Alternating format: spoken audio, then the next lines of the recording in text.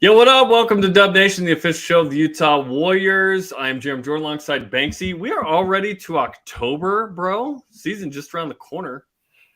You know, it's just getting sweeter and sweeter the closer and closer we get to MLR 2023. That means I can stock up on some peanut butter cups, watch some old highlight video, check the ticker for all the news on signings and what's going on and who's about to be in camp, and be ready for some rugby, baby. Peanut butter is a very American thing, by the way. At the very end of my mission in Brazil, it'd been almost 2 years without peanut butter. I ate a whole jar in like a day because I hadn't had it in so long. That's a real thing. Proud of you right now. Like peanut butter is amazing. I love it. Has it been almost 20 years since that event? Yes, I'm fine. Okay. Just a few medical bills from that situation. We're live on the Utah Warriors Facebook, Twitter, and YouTube accounts. Subscribe to the podcast version on Apple Podcasts, Spotify, and SoundCloud. You can listen to Banksy at 2X. It's awesome.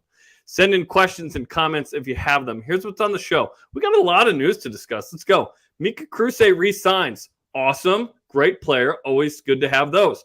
Henry Bell signing. And we talked to him from New Zealand, a new hooker on the team. Eagles and Falcons. Mainly all Falcons. What they're doing in South Africa as they lead up to the World the World Cup in rugby, trying to qualify for that tournament. Lance Williams in South Africa as well. What's he doing there? We'll tell you. Emerson Prior getting it done with Canada on a tour this summer. Puna Vuli, to Japan. And the Women's World Cupdate. Yeah, that's not a typo. We will update you how the USA did last week and some local connections from Utah. So we begin with Mika Krusa. He signs Banksy, re-signs, 56 caps, one of the more tenured players in Major League Rugby, 17 tries, 85 points. Spectacular 2021 season. A little bit of a step back in 22, but this is a guy that's as good of a playmaker as any in the league, and great to have him on either the wing or as a center. This is a guy that the Warriors absolutely needed to re-sign. Mika Krusa is that dude. And when you pair him on the outside with Joe Mano, or even if he moves into the centers for cover or has to play at 15, this is a dangerous player with the ball in his hands. He makes good decisions, and he likes to force the issue with his physicality, which is underrated. Known as more of a traditional flyer on the wing, but he's a big physical body that can stack up in the centers just as well as he can on the outside. Love having Mika back with Dub Nation. And how about that boot of his? Last year we were like, he rarely used it, and then he started using it a bunch, and he's just crushing it left-footed, like bombs from that thing. Mika Krusa is better casually on an off day at 75% with one arm tied behind his back than I ever was on my best day, doubled if I had the best player in the world playing next to me. To the third power, which is just unbelievable. So Mika Krusa re-signs with Utah. That's awesome. Okay, new signing. His name's Henry Bell, 5'10", 233-pound hooker from Otago Rugby in the National Provincial Championship the last few years. Again, that's in New Zealand. By province, they play a competition, which is just the coolest. He's got 4 tries and 8 starts there. He's played in college there at university, in Dunedin. Dunedin, excuse me. So, hey, Henry Bell adds to the hooker room, which now looks like this. Tuveri Vungakoto, of course, the Fijian international. Joey Baki in his second year, going into next year out of Western Michigan, and then Henry Bell in the hooker room, of course, essentially replacing Chad Goff, who retired. You know, with a player of the quality of Henry Bell coming in, and this is the prototypical modern hooker. This is a guy that's great come scrum time, that's accurate at the line out, but can play in the open field with the best of them in that true Southern Hemisphere modern Kiwi style. This guy brings versatility and physicality to this forward pack. And how stacked are we in the number 2 jersey right now? All 3 of these guys are going to see extensive minutes this season. It's exciting, and it's a young group with 2 of the 3. Tuveri Vungakoto, still young, but great experience. Played in the World Cup in 2019 in Japan. He's been a stalwart the last couple of years out of Fiji. So updating the new signings in the offseason, we've got 3 so far. Joel Hodgson, the fly half from England, ton of premiership experience. Onehunga Havili, we talked to 2 weeks ago, second rower out of Tonga, and now Henry Bell out of New Zealand. Regarding the re-signings, as we add Mika Krusa to this list, Lance Williams, Saya Uhila, Yuri Van Vuren. So the core is absolutely there for this group, and now some exciting new signings are making it. And we're not done, right? It's merely October 12th. Season's not for 4 months. It's looking like a group that will compete. Not going to be like last year. It's going to be a team that's vying for and or in the playoffs next year. And I think that's 100% the expectation, right, is to be in the playoffs every single year and competing for championships in front of Dub Nation. And I think with these additions that we've got, we made a big step in filling the gaps that we're so desperately wanting by the middle and end of last year, whether it was due to injury or other reasons. So a lot of physicality, a lot of versatility. Credit to Sparksy and the whole front office staff for finding these guys and getting them to commit to Utah and the way we play rugby. I think this is all fantastic for Dub Nation. And the addition of Greg Cooper, of course, as the head coach, has been an influential one, as you will find out in my conversation earlier with Henry Bell, all the way from New Zealand. All right, the newest Warrior, Henry Bell, is on Dub Nation. Henry, how you doing, man? Yeah, good, mate. How are you? All good? I'm great. We're excited to have you. We've talked about some of your numbers and your career thus far, so we're excited to have you on the Warriors. When did they first reach out to you, and why was this a good fit for you? I suppose this year, or a couple of months ago probably, Greg Cooper, a Kiwi like myself, gave me a call and asked if I was interested. He said he was heading over, and he sold Utah pretty well, really. He said, yeah, the organisation's pretty sturdy and got some good backing. So he said it's a cool place, good community, and he said sold it pretty well, and I said I was keen. When a Kiwi invites you to the States, it weighs a little differently, I imagine. Oh, I think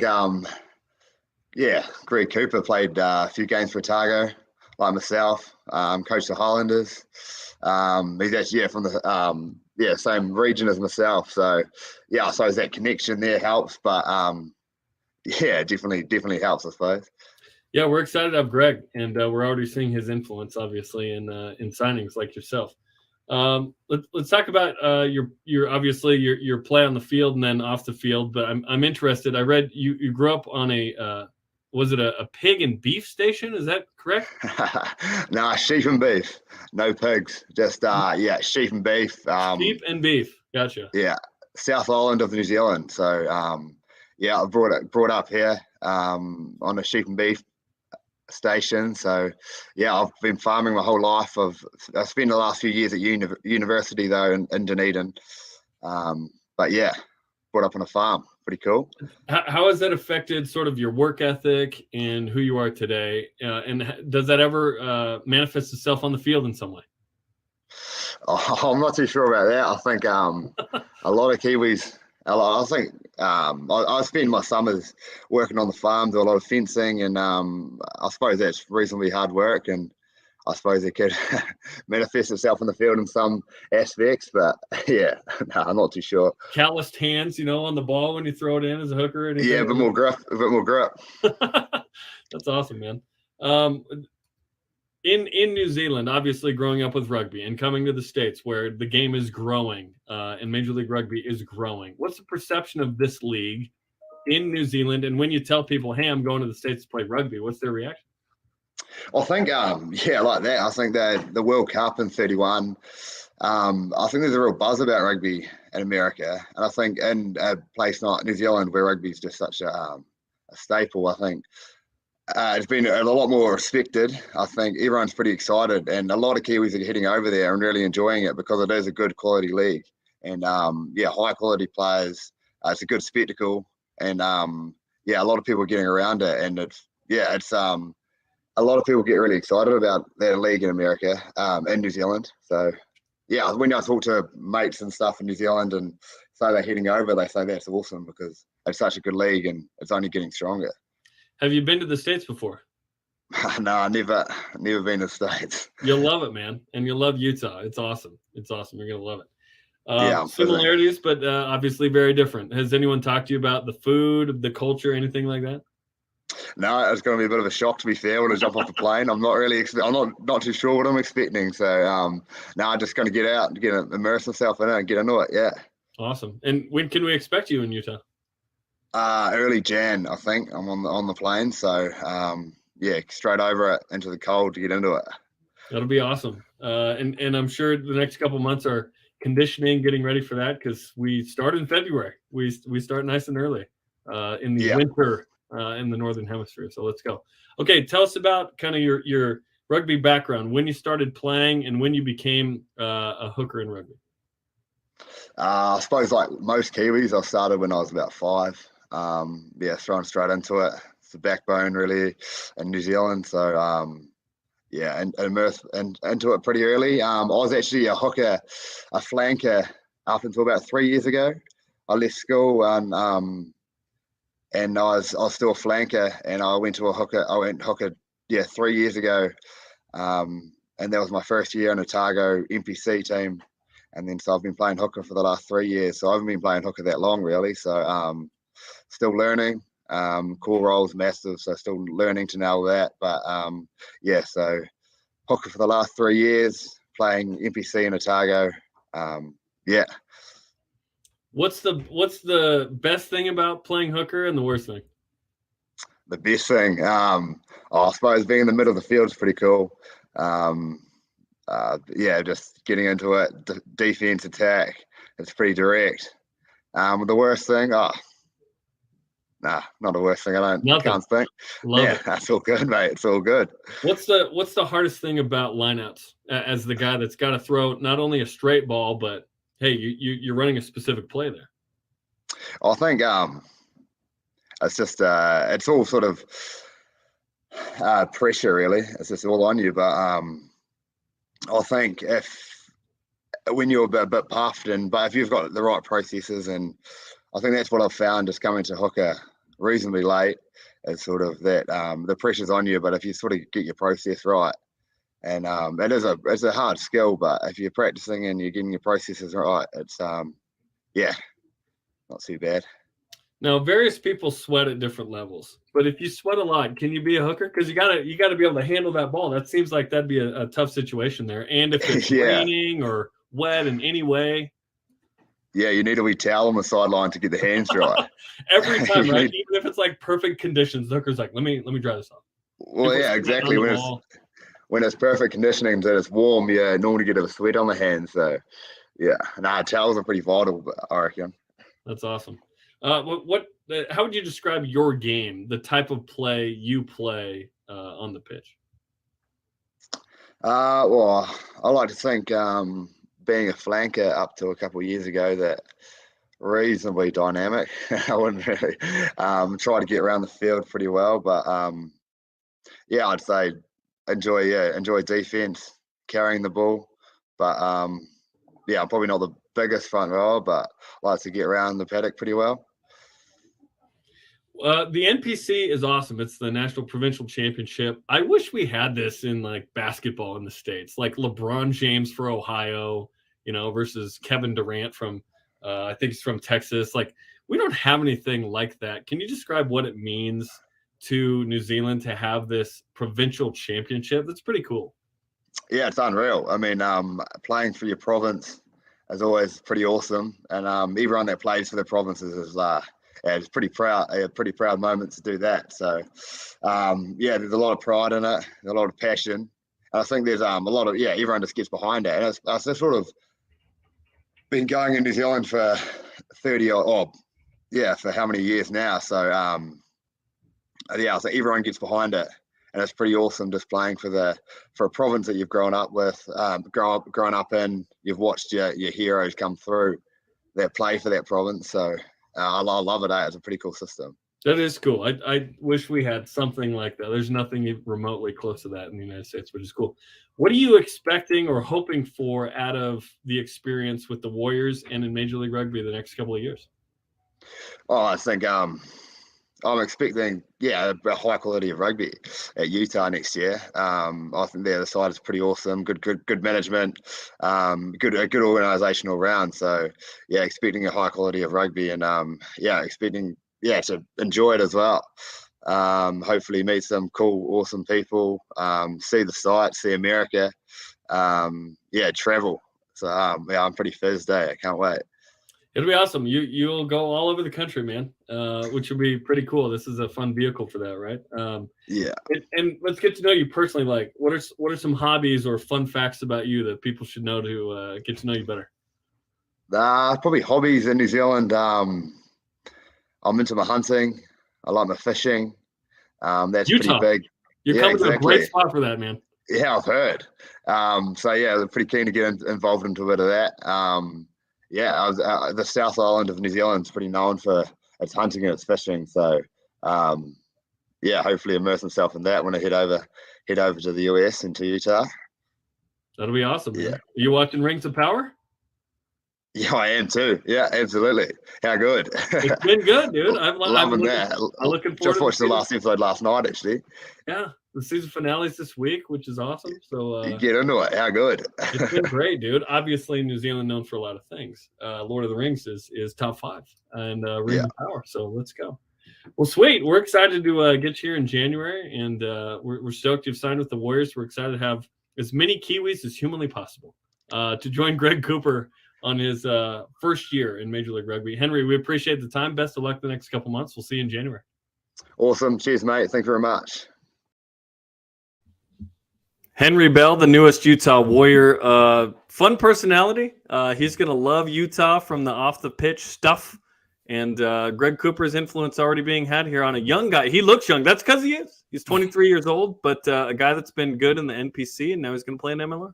I mean, you want to talk about a proper Kiwi lad. That's it. Grew up on a sheep station, shearing, herding, he's probably got a proper dirty swan dry, woolly jumper that, just stinks like I don't even know what you just nobody's business. Not afraid. It's what makes them such great rugby players. It's like all of these offensive linemen that come out of, Iowa and, Ohio and all of, Kansas and all. They're just raised to not be afraid of the hard work. So it's great to see. Love it from the lad. And, like he says in the old Kiwi, how good, bud, how good. wait, what did you say? What a jumper?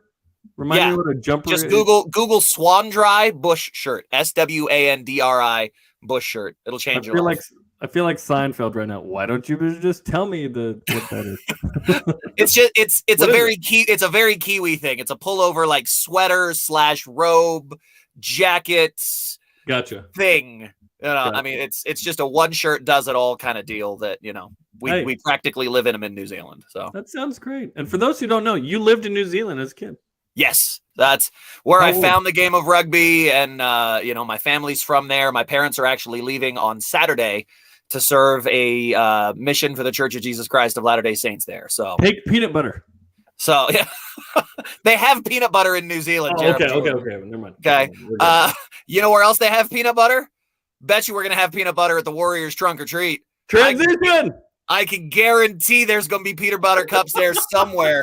You want to come out, Dub Nation, and have a great night out with your family. Dress up, enjoy the trunk or treat. The Warriors staff will be there with all kinds of goodies. There will be Junior Warriors clinics going on, as well as some touch to be played. Make sure you make your plans. Coming up from 6 to 8 on October 20th, Zions Bank Stadium. Get more at warriorsrugby.com. Nice transition, bro. That's why you like that. Big bucks. That was Cable 93. Is that the old jingle? That's the old jingle. Yeah, it's from the 90s. That was like 1996 or something like that. That's what I moved here. So there you go. Okay, let's talk about Warriors hanging out in South Africa. Okay, we got 4 of them, but let's check. Okay, the South Africa squad.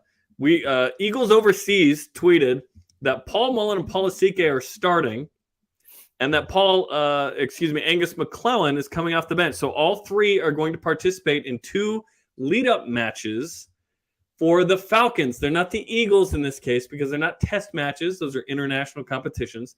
They're going to play Toyota Cheetahs and Airlink Pumas, 2 South African teams, right? In the lead-up to the World Cup qualifiers in Dubai, against Hong Kong, Kenya, Portugal, right, for the final spot. Also, you got Jonah Dietenberger, the newly traded man, the lock, representing Uruguay, and he is, going to be part of that team that is coached by Warriors head coach Sean Pittman. They are going to Uruguay, so we got dudes on different continents repping the Warriors with the red, white, and blue. Man, that's pretty cool. Yeah, I think it's great to see Big Paulie Lasike back and healthy after recovering from that injury to his hand. And then, I mean, what do you say about prop 1 and prop 2 in the combo of having Paul Mullen start and then having Gus McClellan come off the bench to back him up? Either one of those guys could start in that test match. The quality is on par with both of them, and you love to see it in the red and black, and now we love to see it in the red, white, and blue for all three of those boys. And how about that with Dietenberger, though? Acquiring him on the trade from San Diego, we get him plus some other considerations, and he's immediately on international duty, getting that experience and getting that playing time in with that level, quality, and caliber of coaching. I mean, for a young second rower to have that kind of exposure on that Southern Hemisphere tour to South America, gotta love it for Dietenberger too. That's pretty awesome. That Uruguay squad, by the way, coached by Sean Pittman, former Utah Warriors head man himself. Also in South Africa, Lance Williams there. Although he's not with the Falcons, he is playing in the TENS tournament for the Cape Town Wild Dogs. They went 3-1, 10 points, took second place out of 5 teams in the Pretoria Cup a few days ago. So as Lance always does, he's having a good time. Lance is the life of the party wherever he is. So it's just, he has this magnetic energy. People just find themselves attaching to him. He's so much fun on and off the rugby field. There's a ton of MLR guys that are on that tour playing TENS right now, getting that experience, getting that international exposure, raising their game, increasing their skill levels. Lance, if you see this, I know I sent you a message on Instagram, but your kit looks awesome, and Daddy wears a double XL. The bright yellow one, and you'd stick out in any crowd with that thing. So shout out to the homies doing work there. But we're not quite done. But we'll get to that in just a second. Can I throw another shout out real quick? I ran into Tyler Fisher and his whole family out at Cornbelly's in Lehigh. Tyler's parents are in town, nice. Visiting with the new baby and everything. What an amazing family, and it was great to see and meet them. He says he watches Dub Nation every week, so I made sure. Oh, stop it. I told him I would give him some love and say hi, so there it is. It was an absolute pleasure to meet you guys, and we look forward to seeing you back here in America again soon as they visit from South Africa. So you want to visit from wherever? You want to make your home here in Utah? Let's make it at Zions Bank Stadium as part of Dub Nation. Get in the red and black and get your season tickets, all right? If all of these signings, if all of this action, if all of these tournaments, if all of these tours don't get you excited for Warriors rugby, check your pulse. You must be dead, okay? Call 801-477-7652. Get your season tickets booked now and be ready for MLR 2023, baby. We are coming up on the Day of the Dead. For those south of the border. So, if you haven't seen Coco, you should check it out. Remember me. So good. Another guy playing internationally is Emerson Prior for the Great White North of Canada. He made the October international squad. One of the young, talented props for the Utah Warriors and in Major League Rugby. They're going to play Chile and Brazil in Sao Paulo, October 21st and 26th. Busy offseason for him. He's been in New Zealand playing as well, and he continues to develop. He's going to play a prominent role on this team at Loosehead Prop this season. You gotta love it from Emerson. Went down with Big Robbie Abel, played some time at Waitemata Rugby Club down there in New Zealand, got some good minutes, and got a ton of good experience, putting in the mahi with the boys down there in New Zealand and paying off, not just with his run with the Warriors last year, but also now with his time in New Zealand. To get that Canada call up at such a young age really speaks to the credit of his abilities, even as a young prop. Which is fantastic. He continues to get better, get great experience. Of course, Canada did not qualify for the World Cup, so these are friendlies and just fun games, but what an awesome experience to go all the way down to Sao Paulo for that, as my dogs make some noise. I mean, we talked about how good the tight head side is, right, with Gus and with Paul Mullins. How good on the loose side now, Franco Vandenberg coming back from hand surgery to get repaired, and Emerson Prior are our 1 and 2 really right now on the loose head side with, somebody named Ali Khalifi, still waiting in the wings there as well. So take nothing away from that set. Our front row is stacked for the Warriors in 2023. And it starts there. Like, if you don't have a good front row and engine room, forget about it. It doesn't matter how good your backs are. You're not going to make a ton of plays. You're not going to get any possession of the ball is what's going to happen. You're not. And the breakdown's not going to be great, and the scrums won't be. One notable mention of one player leaving to go to Japan in League One, Puna Vuli, Warrior number 71. Wish him the best of luck. He's going to go play for the Honda Heat. 13 games in 2022 at lock. I think this is a great look for Puna. We'll miss him. He was incredible to have on the staff, forced into a lot of action because of injury, but you're talking about a guy who still has a really high ceiling with his abilities. So all the best as he goes off to Japan, and, hope to one day maybe see him back in the red and black again. The big Fijian is always fun to have on your team. Big target in the lineup, and a guy who could rumble with the best of them. So best of luck. We'll keep an eye on his play. And as much as the Warriors want to win, number one, they also want to develop great players, and so that's part of this. And we've seen several players get signed elsewhere in comparable or better leagues, which is also a sign that MLR is working, and the Warriors are developing players, which is great. Okay, last but not least, a women's World Cupdate. Italy beat the United States 22-10 in the opening game in New Zealand, so they've got some work to do against Japan on Saturday and then Canada the next Sunday. But shout out to Jordan Mattias from BYU and Hallie Ta'afo'o of Utah State, who are part of the team. They both participated in game one. They're not listed in the 23 for game two as of now. But shout out to the local connections, and best of luck to the red, white, and blue in New Zealand. Much love to the ladies. I mean, I know that game against Italy was one that they were really expected to win. The USA, maybe even the favorites out of that pool. Now they're going to be fighting for probably that 2 spot to come out of pool play in the World Cup. But they've got a great leadership group in there. They're doing all the right things. They'll circle the wagons and get it right, I think, for the next match. Chris Berman said it. Nobody circles the wagons like the USA Women's World Cup team. So you gotta do it like nobody circles the wagons quite like. I hope Berman's watching Saturday against Japan. That'd be great. Why does Berman always sound like he's just getting over bronchitis? Seriously, it's like clear your throat. Sounds Come like on, Mo man. from The Simpsons and Chris Berman are the same person. Okay, tons of news in this one. We will bring you all the off-season news that's happening. Of course, we've got lots of stuff with the Falcons in South Africa, as we mentioned. We'll follow up on that. The World Cup, new signings, new re-signings coming up in the next several months. We're going to have the kit will be released. The schedule will be released. So we've got a ton of stuff to look forward to. Again, we're going live about every 2 weeks. And you can always like and share this episode of Dub Nation and follow the Utah Warriors on social media for the latest and greatest. For Henry Bell from New Zealand, Mason Benson and Banksy, I am Jarom Jordan. Go Warriors.